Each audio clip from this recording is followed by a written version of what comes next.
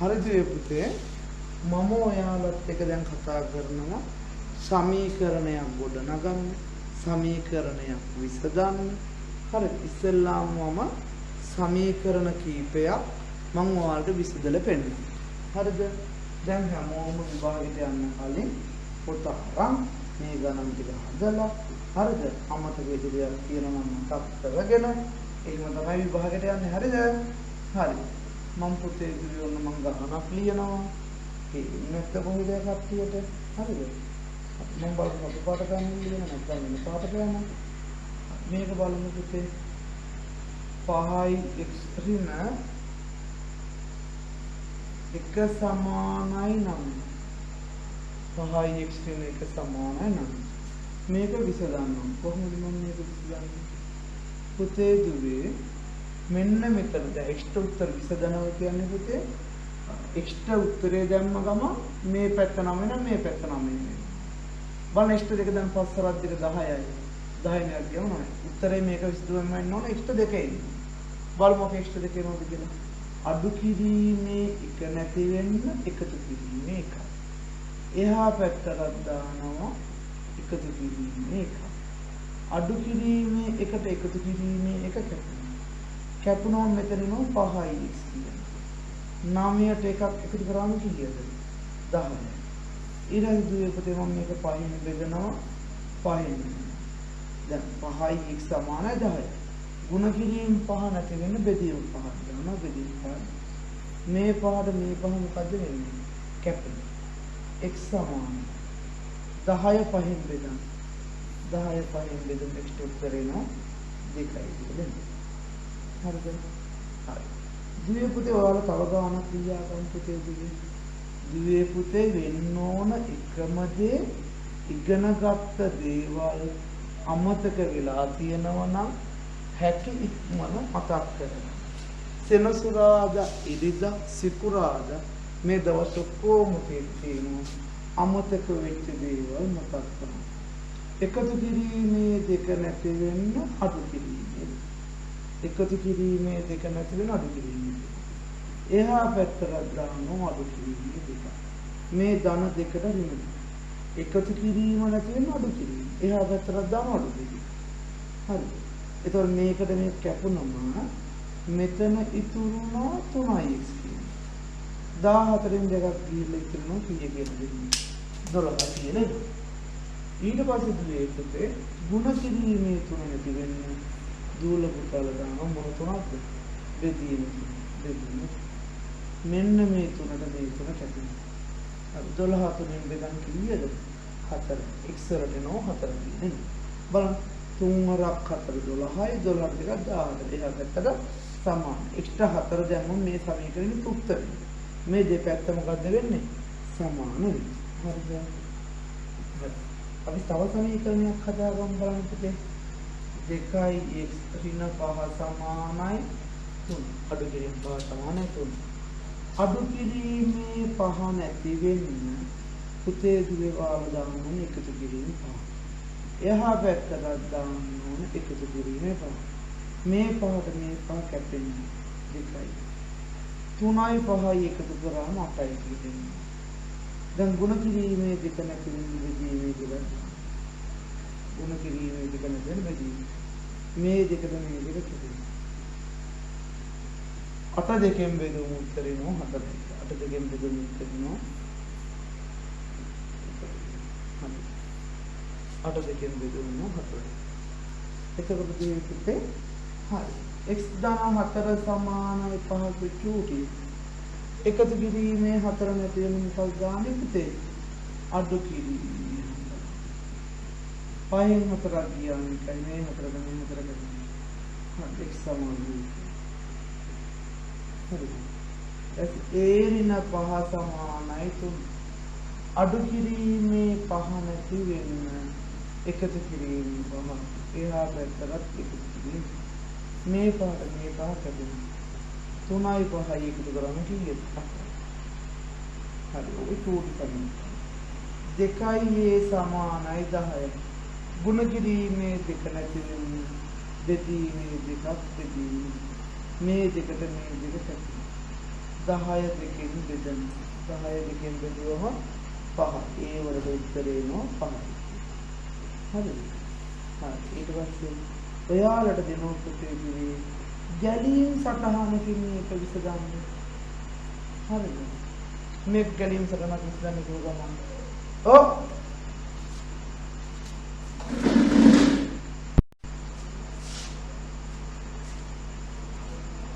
හරි පුතේ දිවේ මම කී ගියා හිටියේ මෙන්න මේක ගැලීම් සටහනකින් විසඳන්න ඕනේ.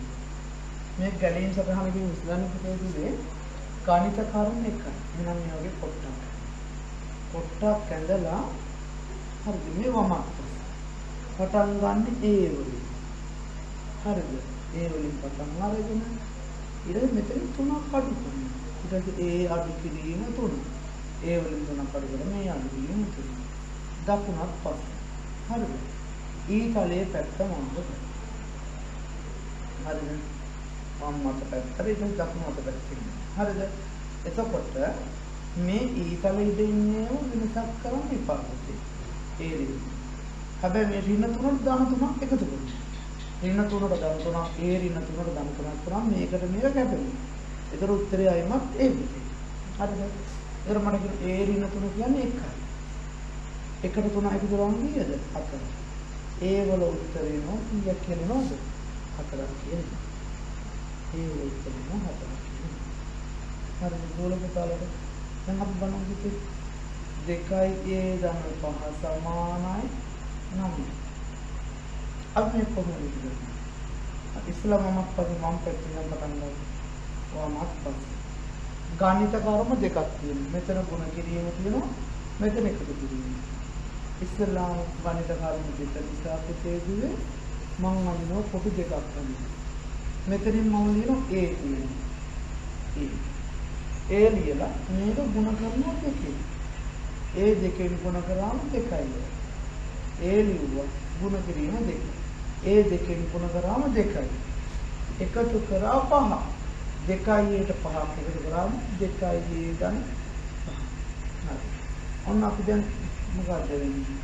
දකුණු පැත්තෙන් නම් දකුණට පස්සේ. ඊතලයේ පැත්ත මාරු කරගන්න. 2යි ධන 5. මෙතන ධන 5ට මෙතන ඍණ 5 දාන්න.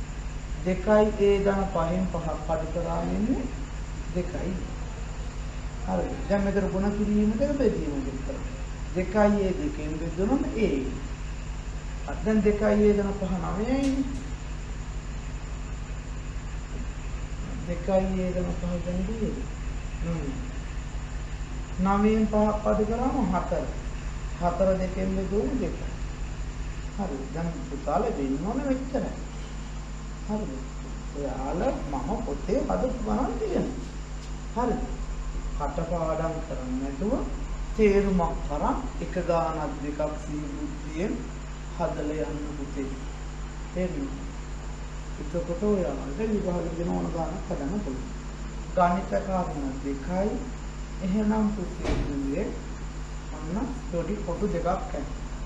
කොහොමද පැත්තේ නම් පටන් ගන්න. එකටම පටන් ගන්න x වලින්. x ගුණ කරනවා 2කින්. 2 x දෙකෙන් ගුණ කරාම 2යි. ඒ ආපෙකින් එකක් අඩු කරනවා. 2යි x කෙන් එකක් අඩු කරාම මොකද 2යි x වෙන 1. හරි. ඊට පස්සේ පැත්ත මාරු කරගන්න. ඊතලේ පැත්ත මාරු. මෙතන 2යි x වෙන 1. ඍණ 1 දානවා ධන 1. ඍණ 1 ධන 1ක් දැම්ම ගමන් මෙතන 2යි x. හරිද? මෙතන ගුණ කිරීම දෙක බෙදීම දෙක. 2යි දෙකෙන් බෙදුනේ. පුතේ ඔට්ටේ දින ටික වෙනස් වෙනවා. ඍණ ධන වුණා. ගුණ කිරීම බෙදීම. 2යි x කියන්නේ 7යි. 7ට 1ක් 8යි. 8 දෙකෙන් බෙදුවම 4යි. x වල උත්තරේ කීයද දෙන්නේ? 4 කියන්නේ. ඒකට දුවල පුතාලා විභාගයට යන්න කලින් ගැලීම් සතහන පොඩ්ඩක් බලා ගන්න ඕනේ. ගැලීම් සතහනකින් ගානක් ඉස්සන්නේ කොහොමද කියලා දැනගන්න. හරිද? ඊට පස්සේ සමීකරණයක් විසඳන විදිහ මම පුතාලට කියලා දුන්නා. මට පුතේ කිව්වේ මේ පාඩමක් පුළුවන් වෙනකන් ගණන් හදන්න වෙලාවක් නෑ දැන්. හරිද? දූල පුතාල කරා යන්න ඕන එකම දේ තමයි මොකද්ද? මම මේ කියන ගණන් ටික වැඩි අවධානයක් දීලා බලාගෙන යන්න පුතේ දුවේ. හරිද? හරි. දැන් මම අපි වීර්ය ප්‍රකාශනය අපිට බලමු විතර තේකරේ ගානක් ඇවිත් තියෙනවා. අපි කොහොමද බලන්නේ ගාන හදන්නේ? හරිද? අපි බලමු ගාන. හරිද? එකටම තියෙනවා පුතේදී සුළු කරා. අන්න පුතේ ගා. හරිද? අන්න ගා. පේනවද? හරිද? අන්න ගා. හරිද? දැන් මම මේක මොකක්ද කරන්නේ? හරි. දැන් මේ ගාන තියෙනවා හොඳට බලන්න. හරි. මේ ලොකු දාලා හොඳට බලා ගන්න දේ ගන්නයි 6යි. 6යි ඒට සජාතීය පදය ඍණ 3යි. අනුමාන 3යි. පුතාලට දූල ටිකක් වෙලා යදි ලකුණු මතක මේක මොකවත් ගාන හදන්න බෑ. 6යි ඒට සජාතීය කෙන 3යි. ඊට පස්සේ තියෙනවා ඍණ 3යි. ඍණ 3යි ඊට සජාතීය පදය ධන B. 6යි ඒට සජාතීයයි 3යි 3යි ඊට B. එතන බලන්න පුතේ ධන 6යි 3යි. ඔන්න මෙයා වැඩි වෙනවා මෙයා අඩු වෙනවා. කවදාවත් මේ දෙන්න. අයි පුතේ මෙයා වැඩි වෙනවා කියලා ගත්තේ. මෙයා ධනයි. ධන නිසා වැඩි වෙනවා. ඒ නිසා කවදාවත් මේ ලෝකෙ මේ දෙන්නට එකතු වෙන්නේ නැහැ. ඒ කියන්නේ පුතේ මේක මොකද වෙන්නේ? අඩු වෙනවා. හරිද? අඩු වෙනවා. අඩු වුණාම පුතේ දාන්නේ වැඩි කියලා. 5යි 6යි ඒකෙන් 3යි අඩු කරන්නේ 3යි. ඒතකොට මට වැදගත් වෙන්නේ පුතේ මෙතන තියෙන මොන ලකුණද? කියන නෙමෙයි දාන. අයි මේ වැඩි එකේ ලකුණ මෙයානේ මෙයාගේ දාන. දාන ඕන නම් දාන්න දැම්මේ නැහැ කියලා වරදක් නැහැ. පළවෙනියට ලියන කෙනා. ඊට මෙයා අඩු වෙනකොට මෙයා වැඩි වෙනවා. කවදාවත් මේ දෙන්නට එකතු වෙන්නේ නැහැ. මේ දෙන්න අඩු වෙනවා. අඩු නම් කීයයිද? 2යි. වැඩි එකේ ලකුණු පුතේ දිවේ. හරි ඒක උත්තරේ නෝ වෙන 2යි B කියන්නේ. හරි. දැන් අපි තව ඔය වගේ ගානක් හදන්නකොට අපි මෙහෙම බලමු. මම වෙන ගානක් දෙන්නම් පුතාලට විදිහට. මම දෙන්නම්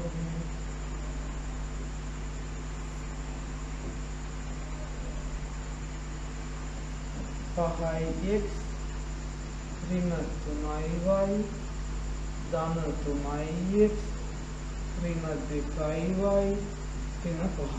හරිද? මම හිතන පුතාලට වලට පේනවා. 5යි x සජාතීයයි 3යි. ඍණ 3y ට සජාතීයයි ඍණ 2යි. මෙතන ඍණ 5. 5යි x සජාතීයයි 3යි. ඍණ 3y ට සජාතීයයි ඍණ 2යි. අතර ඍණ 5. එතකොට දැන් බලන්න මෙන්න මෙයාගේ ලකුණ මොකක්ද?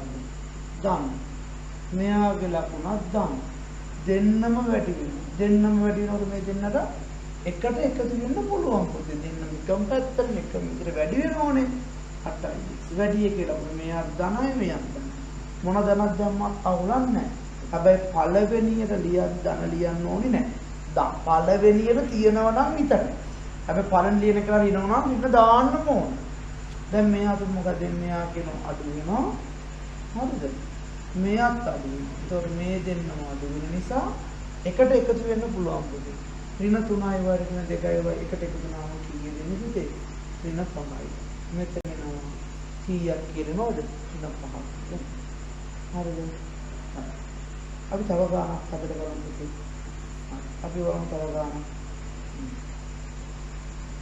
4යි ඍණ 5යි y ඍණ 6යි x ධන 3යි y ඍණ 8යි. දැන් මේක ලියමු. 4යි x ට සජාතීයයි. 4යි x ට සජාතීයයි 6යි. ඍණ 5යි y ට සජාතීයයි ධන 3යි y. 4යි x ට 6යි x. 5යි y ට ධන 3යි y අතර ලියමු. දැන් මොකද වෙන්නේ? මෙයා ධන මෙයා ඍණ. ධනයි ඍණයි එකතු වෙන්න පුළුවන් පුතේ. මෙයා වැඩි වෙනවා මෙයා අඩු වෙනවා. කවදා උඩට යන කෙනෙකු යට එකතු වෙන්න පුළුවන්ද? බෑ. අඩු නම් කීයයිද? 2යි. දැන් ලකුණ මොකද්ද පුතේ? ධන ලකුණද කියන්නේ ඍණ ලකුණ. මෙයා ධනයි මෙයා ඍණයි. හැබැයි පුතේ ධන වුණොත් ලියන්න ඕනේ නැහැ. හැබැයි ඍණ වුණොත් ලියන්න ඕනේ. මට මෙතන පේන විදිහට වැඩියෙන් ඉන්නේ 6. 6 ලකුණ මොකද්ද? ඍණ. දැන් මෙයා අඩු වෙනකොට මෙයා වැඩි වෙනවා. ඇයි ඍණ නිසා අඩු වෙනවා මෙයා වැඩි වෙනවා. කවදාවත් එකතු වෙන්න බෑ. අඩු වෙනවා. අඩු නම් කීයයි වයිද? 2යි. වැඩි ඉන්නේ ඍණ කට්ටිය. එහෙනම් මෙතන ඍණ. මෙතන මොන 8යි? ඍණ 8යි. හරිද? අනිලම් ගන්න. දූල පුතාට මම හිතන එක තේරෙන්නේ නැති කියලා. බලන්න පුතේ 5යි. 3යි වань. ධන 4. ඍණ 2යි. ඍණ 6යි. ඍණ 9. 5යි xt ගැලපෙන කෙනා 5යි xt ගැලපෙන කෙනා ඍණ 2යි. ධන 3යි වයිට ගැලපෙන කෙනා ඍණ 6යි. ධන 4ට ගැලපෙන කෙනා ඍණ 9යි. මේ දෙන්න මොකද්ද වෙන්නේ? මෙයාට මෙයා එකතු වෙන්න බෑ. ඇයි මෙයා වැඩි වෙනවා මෙයා අඩු වෙනවා. මේ වැඩි වෙන කෙනෙක් එකට එකතු වෙන්න පුළුවන් ද කවදාවත් බෑ. 3යි. ඍණයි ධනයි. ඒකට වැඩි ඉන්නේ මෙන්න මෙයා.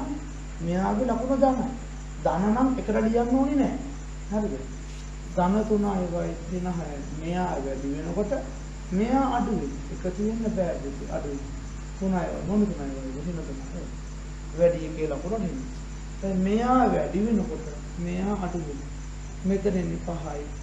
ධනයි ඍණයි දෙක වැඩි එකේ ලකුණ නෙමෙයි. එහෙනම් 3යි x ඍණ 3යි y ඍණ ඔන්නෝකේ ඔකට උත්තරේ අපි අයිමත් ජම්පුතේ බලන පේපරේට ගන්න හදන්න. පේපරේ ගන්න හදන්න ගියාම හරි. දැන් අපි ඒක හැදුවනේ. හරි. ඔන්න ඊළඟ ගන්න බලන්න. ඊළඟ ගානේ කියනවා පුතේ සිතුම් මිල රුපියල් x බැගින් වූ කේක් දෙකක්. හරි. එකක් x ගාන කේක් දෙකක්. එකක් x නම් දෙකක් කීයද? 2යි. හරිද? එකක් x නම් 3යි. එකක් x නම් 5යි. එකක් x නම් කේක් දෙකක් 2යි. මිල y බැගින් වූ බිස්කට් පැකට් එකක්. එකක් y නම් එක y නම් මිලට ගන්න.